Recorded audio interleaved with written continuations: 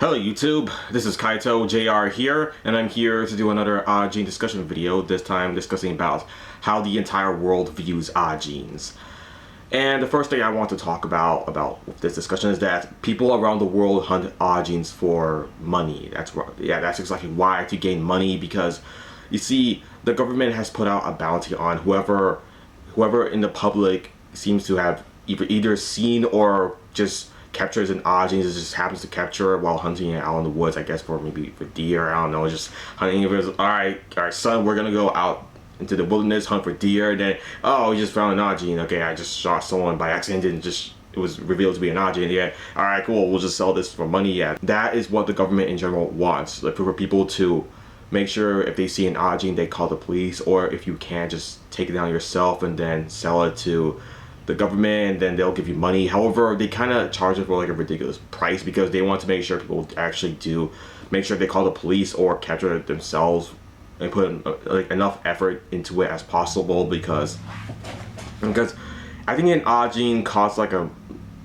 think it's like a ton of yen, maybe like 1 billion yen, as how much it costs in Japan or around the world. It could cost like a lot of money as well.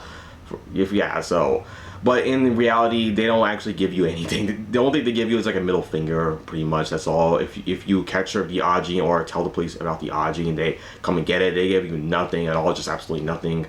Just like I said, middle finger. That's it. Like, really, just the hell with you. We're just taking the Ajin. You're not gonna get anything with it.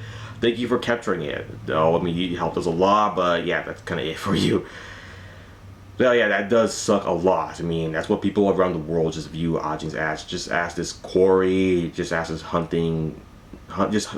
just like this animal, even more valuable than a deer, just that they can hunt, just so they can sell it for money to the government and they can make like a huge living out of it. It's what they initially thought, but that's just a myth, though. Like, that's not really, it's more like an urban legend, like that you'll actually get money from just hunting down Ajins. Like, yeah, that's not real at all.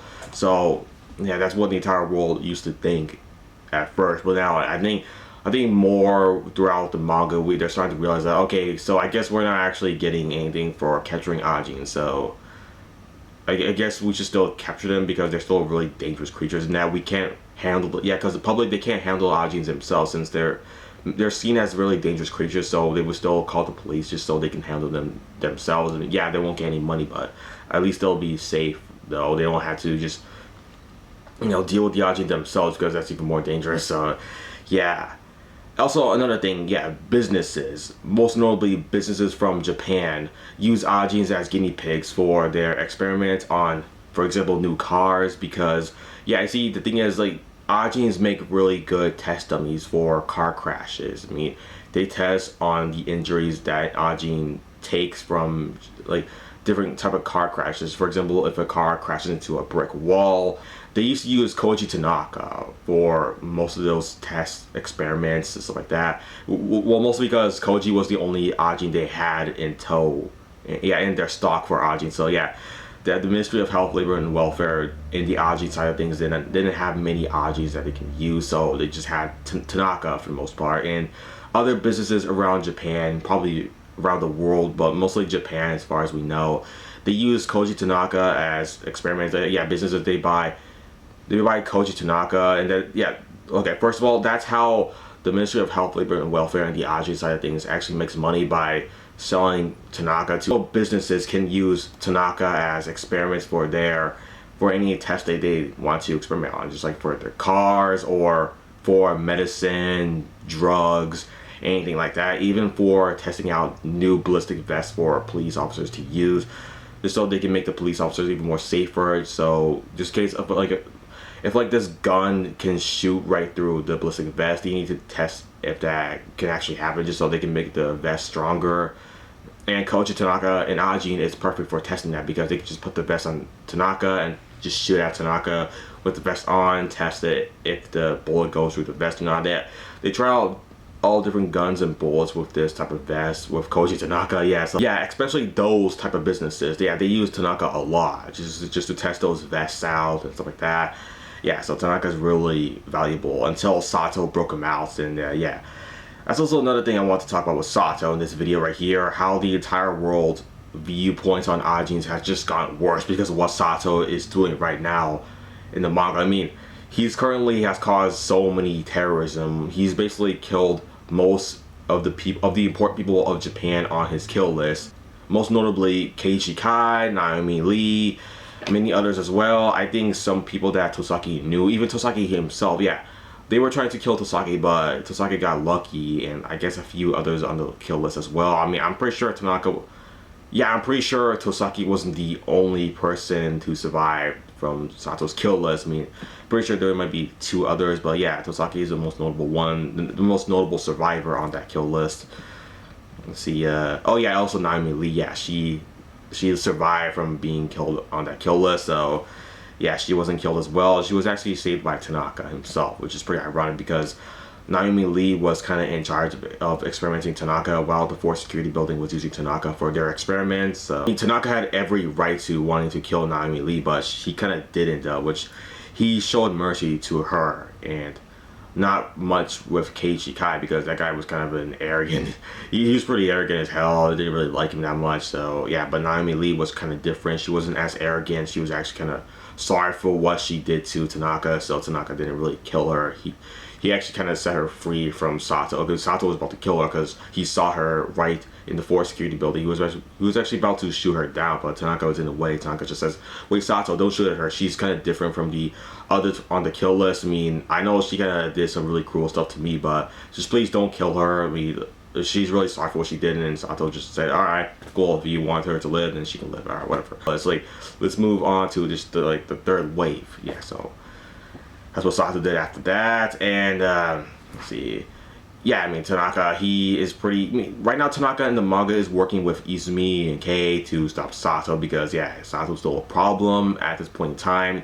The entire world hates Ajins even more. I mean, Reiji even warned Tanaka, just chapters, like, it was, like, really early in the manga where we saw Reiji for, like, the first time. Reiji kind of warned Tanaka that, look, Tanaka, if you help Sato with this terrorism, it's just going to make everyone in the entire world, especially Japan, hates Ajins even more. I mean, the entire world is just going to hate Ajins even more. I mean, what you're doing is not helping anyone or anything at all. So yeah, just stop, like, really.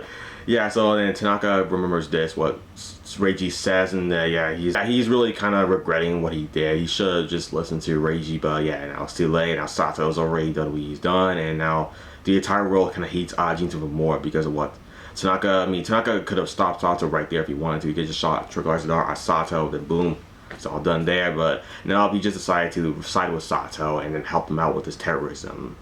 Yeah, so yeah, he's also the one who caused the destruction of the Grand Pharmaceutical Company along with Sato, Okuyama, Takahashi, and Gen. Yeah, those guys had to blame. Well, not Gen so much since he's dead right now currently in the manga. So yeah, that's kind of a problem there. Let's see. I'm gonna talk about that. Yeah, talk about the entire world's viewpoints getting worsened by Sato, pretty much. So, but yeah. Alright, next one is about the people's ignorance towards Ajins, especially the public not knowing much about them, really. Especially their IBM, which Ajins can summon. So yeah, the public doesn't know much about Ajins in general, which means that they have a lack of understanding towards them, which is why they treat them the way they do, because they don't know much about them in general. They don't even know. At the beginning of the manga, they had no idea about IBMs, about the black ghost that's like Ajins can summon like at will, pretty much. Well, I mean, it just depends on if you're like a veteran Ajin, that if you can just summon IBMs at will, then yeah, you can do that. But if you're not much of a veteran, I mean, if you're like Ko, you can't even summon IBMs at all. So yeah, that's kind of a, like, each Ajin kind of differs from that. I mean, K can pretty much summon like 9 a day, I think, if it's like a good day for him. If he maybe summon like 5 if it's not like much of a good day for him. But yeah, K is kind of a different type of Ajin, most notably. So, but yeah, I mean, the people, they don't know much about Ajin. That's what I mean. I don't even think they knew about the voice all that much. I mean, they kind of did. I mean, that's kind of public knows that. Okay, the most that the public knows about Ajins is that they are immortal, they have the voice, they can paralyze you, scream, that's kind of it. And yes, every Ajin can summon IBMs. Like, I mean, even Ko can summon one, he just doesn't know how to, but I guess he just hasn't awakened it. But yeah, Ko can summon IBM as well. He can, just that we need to see what the whole thing looks like. Just we don't know what it looks like yet, but hopefully we could see it one day in the manga. I mean, that's pretty much all I have to say about that. I mean, how the public is very ignorant about Ajins. I mean, lack of understanding towards them, want to treat them really cruelly, want to just capture them for money and not really give a damn about their lives before that or just anything about them in general. They just care about just making money off of them. And they don't even know, I mean, do you all remember those two thugs who were chasing after both Kei and Kaito just so they can capture Kei for money and stuff like that? Yeah. That was kind of a big problem for Kei, but I mean, the thing is that they didn't know about IBMs. Maybe if they did, if those two thugs knew about IBMs, maybe they could have seen that coming.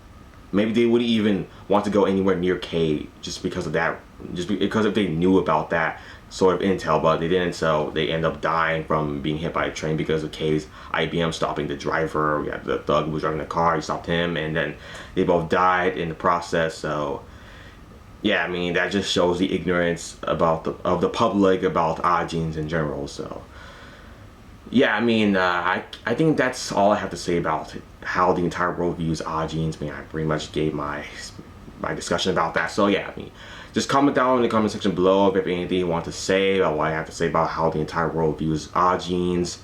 But yeah, that's it for the video, everybody. Thanks for watching, and bye.